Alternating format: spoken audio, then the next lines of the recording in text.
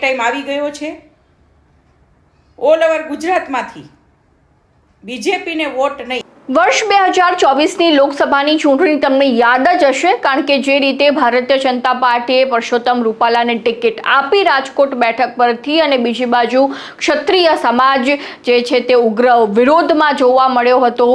રસ્તા પર જે છે તે વિરોધના નારા લાગી રહ્યા હતા, પરસોત્તમ રૂપાલાને લઈને બોયકોટના નારા લાગી રહ્યા હતા, અને તે વચ્ચે પણ પરસોત્તમ રૂપાલાને લડાવવામાં આવ્યા। સારા એવા મતોથી તેઓ જીત્યા પણ ખરા, પરંતુ હવે જે ક્ષત્રિય સમાજની જ્વાળા ફરીથી ઉકળી છે તે જ અંગે ચર્ચા કરીશું આજે આ વિડીયોમાં। નમસ્કાર, સ્વાગત છે આપનું ક્રાંતિ માર્ગમાં, અને હું છું મિક્ષુ ઠક્કર આપની સાથે।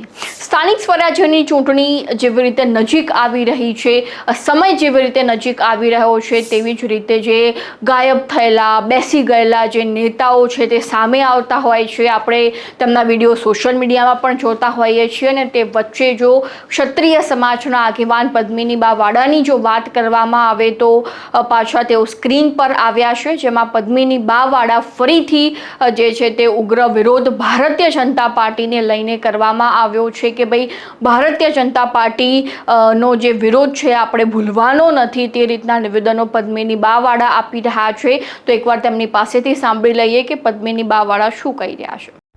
જય માતાજી, હું પદ્મિનીબા વાડા ખાસ કરીને ક્ષત્રિય સમાજને યાદ દેવડાવવા માગું છું કે રૂપાલા જેવાના બફાટથી જે આપણા ક્ષત્રિય સમાજના બહેનો દીકરીનું અપમાન થયું હતું, તો બીજેપી પાર્ટીએ રૂપાલા જેવાનું માન જાળવ્યું હતું, આપણા ક્ષત્રિય સમાજનું માન નથી જાળવ્યું।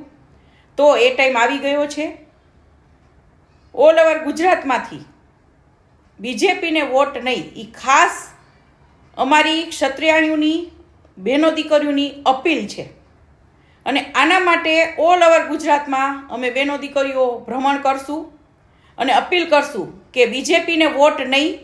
આપણે સૌએ ભૂલી ન જવું જોઈએ કે સૌએ આપણે શપથ લીધા હતા કે આજીવન બીજેપીને વોટ નહીં આપીએ। જય માતાજી।